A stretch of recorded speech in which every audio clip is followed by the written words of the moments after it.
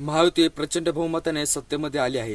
आता 5 वर्ष राज्याला गतिमान सरकार देणे, विविध क्षेत्रांमध्ये महाराष्ट्र क्रमांकावर 1 वर आणणे, दुष्काळमुक्त राज्याची उभारणी हेच माझे लक्ष्य आहे. असं बदलत्या राजकारणामुळे नाही, अशी ग्वाही मनोमीत मुख्यमंत्री देवेंद्र फडणवीस यांनी यावेळी मुलाखतीमध्ये दिली होती. माहिती मुख्यमंत्री म्हणून आपले विजन मिशन काय असेल हे स्पष्ट करताना फडणवीस आज महाराष्ट्राच्या राजकारणामध्ये गढूळ झाले, त्यांची खंत व्यक्त केली आणि राजकारणाचा दर्जा सुधारण्यासाठी ते पुढाकार घेणार असल्याचं नमूद केले होते. गेल्या अडीच ते 3 वर्षांमध्ये अनेक बरेच वाईट पातळी सोडून झालेली टीका करावी लागली, सहन करावी लागली.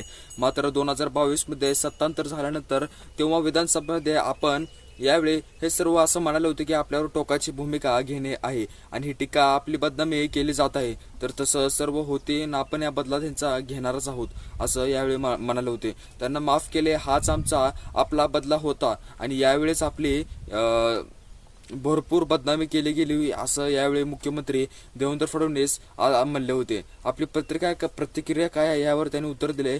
मी त्यांचा पुन्हा बदला घेणार आहे, त्यांना पुन्हा माफ केले जाणार आहे, पण हाच माझा बदला. मी स्वल्प आणि काय करेल याचा दीर्घकाळ कोणत्याही द्वेषीमध्ये कळणार नाही. कधीही नव्हतो. आपल्याला या राजकारणाच्या सोडासाठी काहीही करण्याच्या बाबतीत आपल्याला नेत्यांची माझी खलनायिका प्रतिमा दिसणार करण्याचे पुरेपूर्ण प्रयत्न केले होते.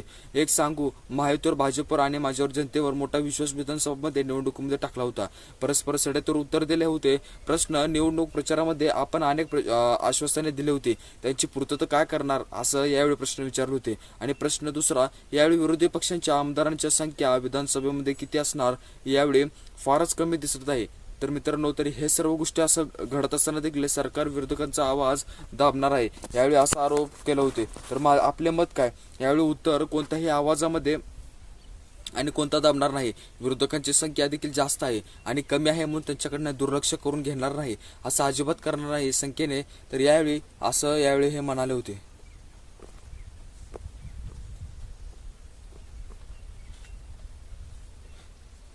त्यासाठी दीर्घकाळ उपाययोजना आणि आपत्कालीन उपाययोजना अशा दोन्ही पातळ्यांचे काम करावे लागले. तर आर्थिक शिस्त आणि म्हणजेच लोकाभिमुखमध्ये योजनांचा कात्री लावणे असा अर्थ अजिबात नाही.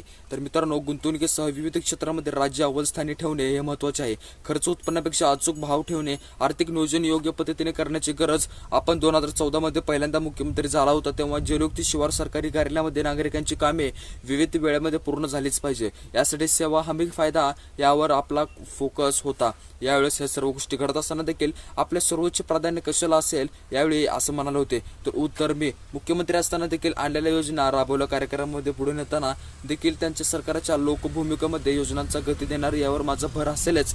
आणि मिशन हे दुष्काळमुक्त होण्यासाठी समाजासाठी महामंडळे आम्ही आचारसंहितेपूर्वी जाहीर केले होते. त्या त्यांची उभारणी आणि त्यांच्या माध्यमातून विविध समाज घटकांना न्याय हे लक्ष असेलच. दुष्काळमुक्त महाराष्ट्राची आपली ही संकल्पना नेमकी कशी आहे यावर असं ते म्हणाले होते की उत्तर, त्यामध्ये वैनगंगा, नळगंगा आणि पेनगंगा अशी नदीजोड 87,000 कोटी रुपयांचा प्रकल्प उभारून नागपूर, वर्धा, अमरावती, यवतमाळ गेल्या 5 वर्षांमध्ये महाराष्ट्राच्या राजकारणामध्ये स्तर पार कसरला होता. एकमेकावर इतके खालच्या पातळीचे आरोप कधीही झाले नव्हते. एक संवेदनशील राजकारणी म्हणून आपण याकडे कसे पाहता, याकडे सर्व लक्ष देत वाटत नाही का? अकोला, बुलढाणा आणि वाशिम जिल्ह्यातील 10 लाख एकर जमीन सिंचनाखाली आणली जाईल. मराठवाड्यामध्ये 23,000 कोटी रुपयांचा खर्चाचा 7 सिंचन प्रकल्पाचा उभारणे, पश्चिम आणि वहिनी व तेरणा उल्हास उपखोऱ्यातील अतिरिक्त पाणी महाराष्ट्राकडे वळवणार आहे. दमणगंगा, वेतरगंगा, गोदावरी आणि नदीजोड 4,500 कोटी रुपयांचा प्रकल्प उभारणार आहे. नदीजोड 7,000 कोटी रुपयांचा प्रकल्प आहे. दमणगंगा एकदरी, गोदावरी नदीजोड 2,213 कोटी रुपयांच्या खर्चाचा प्रकल्पाचा उभारणे, पश्चिम महाराष्ट्रातील 25,000 कोटी रुपयांचा ऊर्ज खर्चाचा सिंचन प्रकल्पाचा उभारणे असं सर्व मिशन आहेत आणि या दुष्काळमुक्त करायचं आहे. उत्तर महाराष्ट्राच्या राजकारणामध्ये अतिशय वैभवशाली परंपरा आहे, तिची पूर्णावस्था झालीच पाहिजे असं माझं मत आहे. त्यासाठी मी पुढील काळामध्ये नक्कीच पुढाकार घेईल. सर्वोच्च राजकीय पक्षांच्या नेत्यांनी जबाबदारी घेतली पाहिजे असं यावेळी म्हणाले होते. तर मित्रांनो, व्हिडिओ कसा वाटला? व्हिडिओला लाईक करायला अजिबात विसरू नका. भेटूया अशा एका नवीन व्हिडिओमध्ये. तोपर्यंत बाय.